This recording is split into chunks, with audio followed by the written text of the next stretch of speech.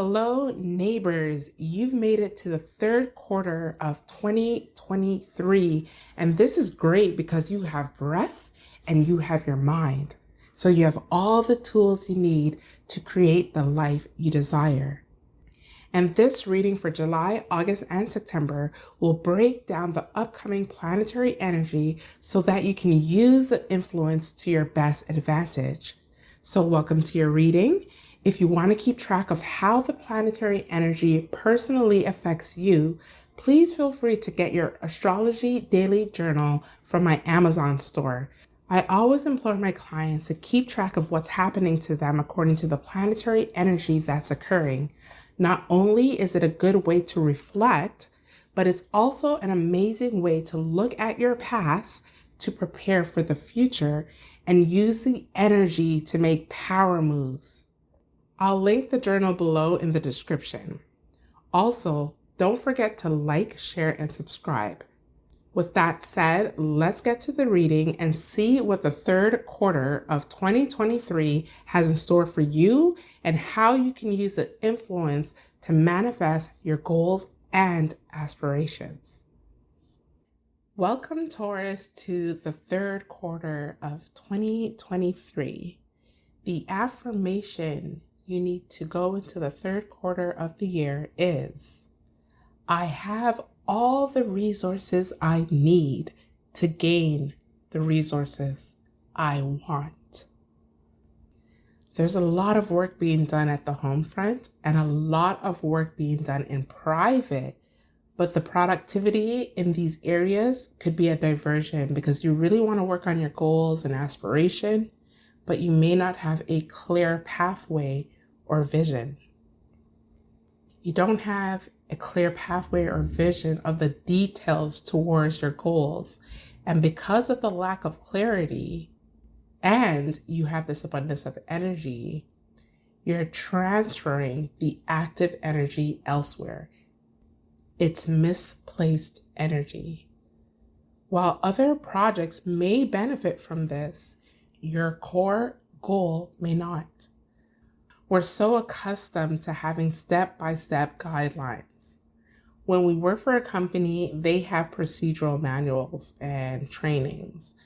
Everything is set out for us, but sometimes we really have to act towards our goals, even if everything isn't spelled out for us. The energy is calling for you to continue to act towards your goals and use your own intuition and creativity when things aren't exactly clear. Also in July, you're going to find that there are too many things on your list. Lots of Taurus are requiring change, and change is good.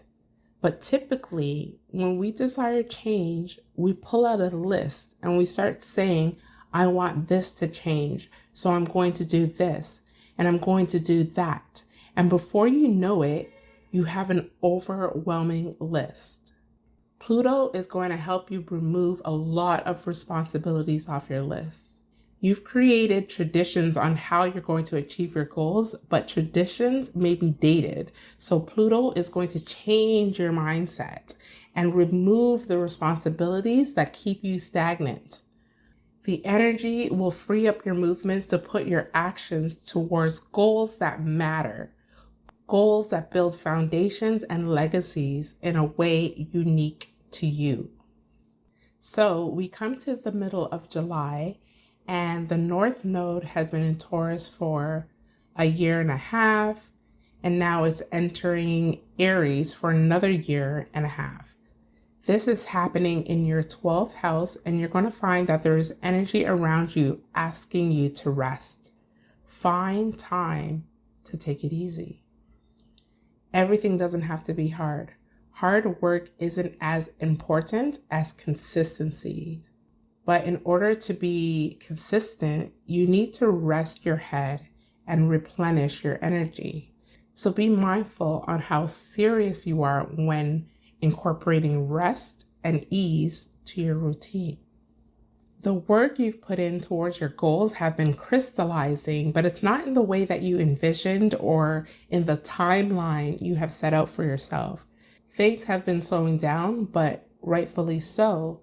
It's calling for you to tweak and re-strategize on your next steps. Also, because things have slowed down, you may feel the need to pick up the pace with regards to the actions you are taking in your craft. Balance is needed though. By no means should you take this as a key to stop or not put in effort, but you need balance when it comes to putting in work towards your goal and how you are going about it. And secondly, are you making time for you, for fun, for pleasure? It may be time to even do something nice for the people that mean something to you. An act of kindness to express yourself, to ensure you're maintaining your special relationships while contributing time toward your elevation. From July 23rd to September 4th, Venus retrogrades in Leo, where you may discover a correlation to your self-esteem and events that have happened in your past. A desire to strengthen your self-worth may be into play at this time while you're making space for self-care and making sure there's a safe space in your home that is not only comforting, but aesthetically pleasing for you. The energy can be summed up as a beautiful space, a beautiful mind. In the beginning of August, there's a beautiful opportunity presented to you where your personality and talent collides. Your persona and skills are noticed and can be actively put to good use where you can reap intangible and tangible benefits. During mid-August, you have more good energy coming your way. Although the energy will be definitely different than the beginning of the month, it is still very auspicious for you. There's going to be a shift in how you usually present to people, but the shift really works for you. They see you as a new person. The energy you get back from the shift is useful in how you act on love, act on your craft and talent. It causes you to be quite playful, allowing you to relax, let your hair down, and have fun. August tends to be a good month for you. You're making time to have fun and partake in things that is pleasurable for you. Even the work you're putting in has an element of pleasure, but there may be a tendency to get some weird vibes from certain friends. Their words are not matching with their actions. This could be due to various reasons. Just look out for the energy and try not to be so reactive to it because, as I stated before, this can stem from various reasons that even your friends may have a hard time expressing. On August 23rd, Mercury retrogrades again till September 15th, and this may throw a wrench into plans set out for fun, issues with lovers, and hiccups with the agendas pertaining to your children for the Taurus that are parents. Take the time to set out a plan B in advance to limit any mental annoyances that may arise. The last week of August, your actions towards someone you love, towards your passion, towards your children is going to destroy or burn something to the ground in the realm of a belief system, educational pursuit, plans stemming from outside family, which can be in-laws, or even plans with regards to legal matters. Is it a bad thing? Nope. What happens at this time needs to happen. You're actually helping a situation advance in a way that it should be advancing, in a way that is beneficial for you and the ones assigned to you to protect, nurture, and be responsible for. September rolls in and you're a busybody working on behalf of others. I find you will have in the back of your mind that there are things that have to be done on behalf of your goals, but it will also be a struggle to find the time for your projects due to your collaboration with others or your responsibilities to others. Jupiter goes retrograde in your first house between September the 4th and December 31st.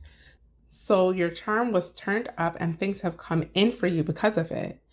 Now it's time to slow down and reassess the things that have come in and decide if you want to move forward with it.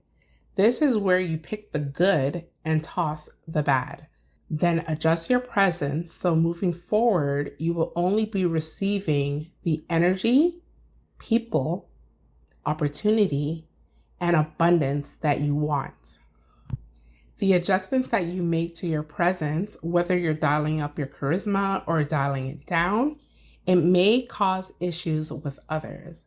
The choice you make towards your adjustments will automatically change the way you show up for others and the help you provide them.